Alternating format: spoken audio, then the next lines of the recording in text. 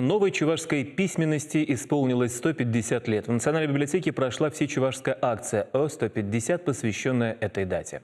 Центром праздника стала масштабная книжно-иллюстрированная экспозиция. Зрители могли не просто ее осмотреть, но и принять участие в викторине и квесте. На мастер-классах дети и взрослые изучали и создавали свои версии кукол, оберегов и чувашской птицы счастья куйгараш. Учили швы и узоры национальной вышивки. В плотном расписании дня уроки искусства, медленного чтения вместе с Владимиром Григорьевым и секреты мира народных инструментов с Николаем Фомеряковым.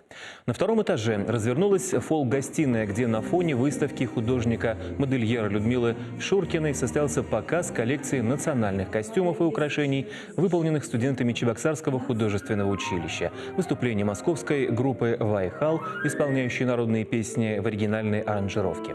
Всечувашская акция состоялась при грантовой поддержке Фонда сохранения и изучения родных языков народов Российской Федерации.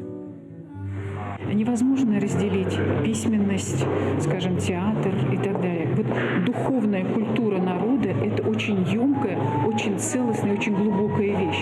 И тогда, когда мы говорим о новой чувашской письменности, конечно, мы обращаемся и к театру, и к музыке, и к бытованию современного языка. Мы обращаемся к наследию еще раз, да, к истории и так далее. Поэтому вот смысл этой акции – представление целостной духовной культуры чувашского народа.